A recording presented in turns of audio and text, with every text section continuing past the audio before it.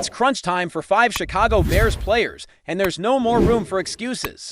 First up is Tmaine Edmonds, a linebacker entering year 3 of a 4-year, $72 million contract. Let's be real, that kind of money comes with sky-high expectations, and so far, he just hasn't lived up to it. Now, this isn't to say he's been a bad player, definitely not.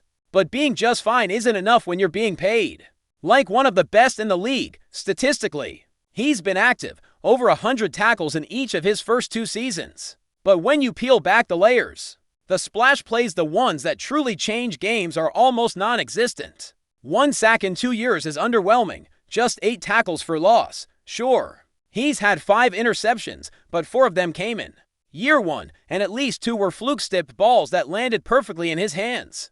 He's forced just the fumbles, 15 pass breakups, that's solid. But when you strip away the tackles and splashy moments, we're left with maybe 15 or 16 truly impactful plays into full seasons. Worse yet, when Edmonds is targeted in coverage, opposing quarterbacks have posted a passer rating north of 95. For a guy with his physique and athleticism, that just isn't good enough. Especially given the hefty contract, the Bears structured the deal so they could move on next year, saving $15 million if needed, or even trade him if interest rises. But unless Edmonds takes a massive leap forward this season, the writing's on the wall. You hear that? This is it. One more shot to show he can be the perennial impact player they envisioned. Part of the hope is that the new defensive scheme under Dennis Allen more disguises more variance on the back end might hide some of Edmonds' weaknesses and play to his athletic strengths, but instincts aren't something you can coach overnight. He reads plays slowly, diagnoses late, and too often he's a step behind, and unfortunately, athleticism only goes so far. You can't chase instinct. You either have it or you don't. Comparing him to someone like Jack Sanborn is telling. If you gave Edmonds Sanborn's instincts, you'd be looking at a potential perennial All-Pro. Likewise, if you swap Sanborn into Edmonds' body, you'd get a dominant defender, but Edmonds has neither. He lives on physical upside alone, and it hasn't been enough. Still, this is his contract year. If Edmonds can rise to the occasion, improve his game, and finally start fulfilling that lofty price tag, the Bears might consider bringing him back past 2025, but to do that, he'll have to put up numbers, and eye-popping ones at that. Without that spike, it's hard to imagine him being a fixture in Chicago's future defensive identity. So the question now is simple: can Tmaine Edmonds become the impact player the Bears clearly hoped he would be when they signed him?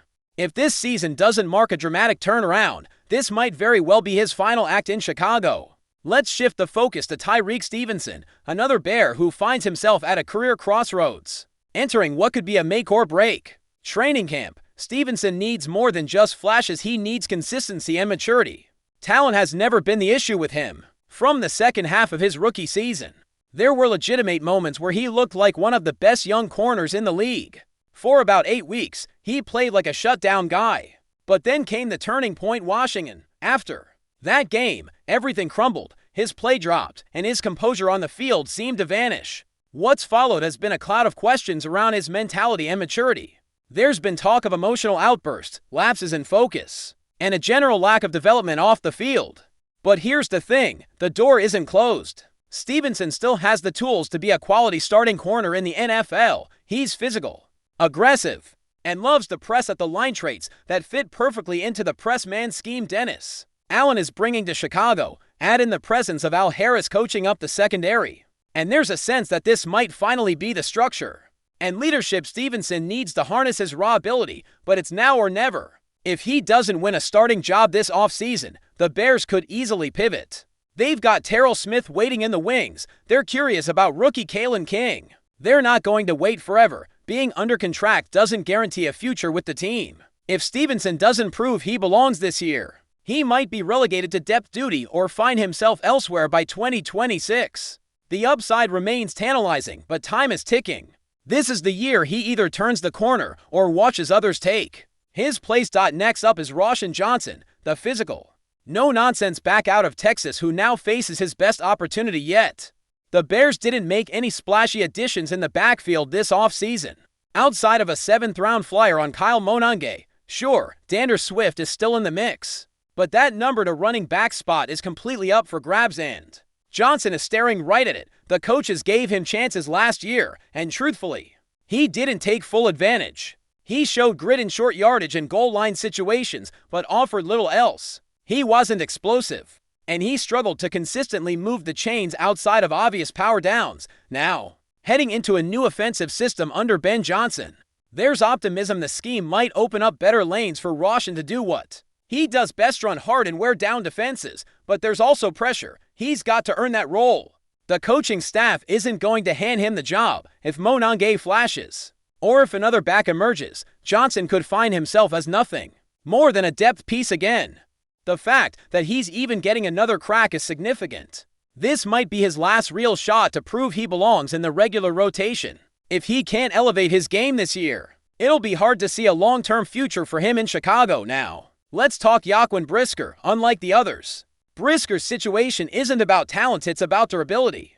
There's no doubt he's a difference maker when he's on the field. He's physical, versatile, and brings energy to every snap, whether he's playing deep, dropping into the box, or blitzing off the edge. Brisker makes his presence felt. In fact, he led the team in sacks as a rookie safety, which says as much about his impact as it does about the Bears' pass rush woes at the time. But the injuries have piled up. Concussions have been a recurring concern, and it's fair to wonder how that'll affect his longevity in the league if he can stay healthy. He's a player the Bears should absolutely look to keep around.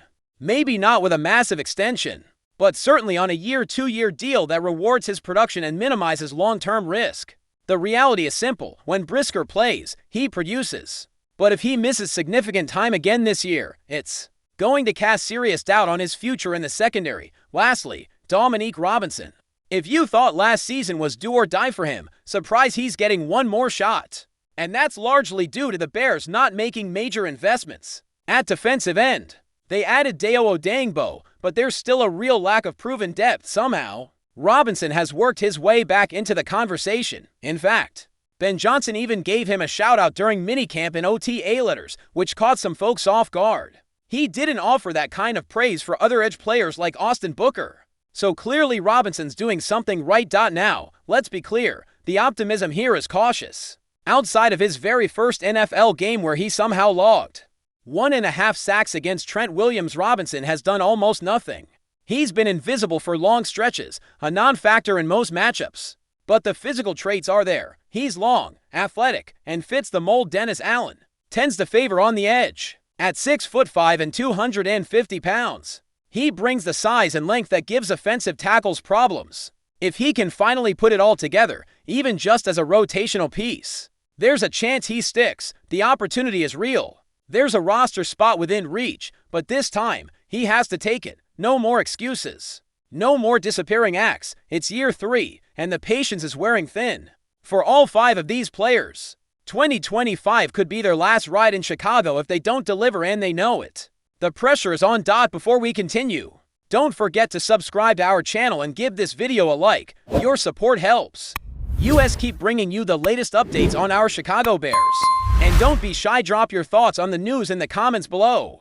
Whispers are swirling through the NFL rumor mill, and they're louder than ever. Could Nick Bosa, the heart and soul of the San Francisco 49ers defense, be heading to the Windy City? That's the word on the street, as murmurs of a shocking split between Bosa and the Niners gain traction, with sources suggesting he may have already inked a deal with the Chicago Bears. While nothing has been confirmed, speculation intensified following Bosa's cryptic social media activity and his conspicuous absence from recent 49ers off-season events. Some insiders claim the defensive end has grown increasingly frustrated with internal dynamics in San Francisco, especially after last season's bitter Super Bowl loss. The rumored deal with the Bears is being described as blockbuster in nature, although no figures have surfaced. If true, this would mark a stunning turn in Bosa's career and could reshape the NFC landscape.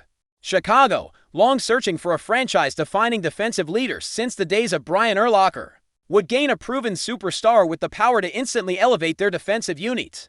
On the flip side, the 49ers would face a massive void, both on the field and in the locker room, as they attempt to bounce back from another near-miss season. Some NFL analysts have dismissed the chatter as mere off-season noise, pointing to Bosa's massive contract signed not long ago and his deep ties to the Bay Area. Still, the timing of these rumors just ahead of training camp has fans and pundits alike raising eyebrows. Is this just smoke with no fire? Or are we witnessing the early stages of one of the most shocking moves in recent memory? As of now, there's no official word from either camp, but in the NFL, where drama is never in short supply, anything seems possible. Stay tuned. That's it for this update.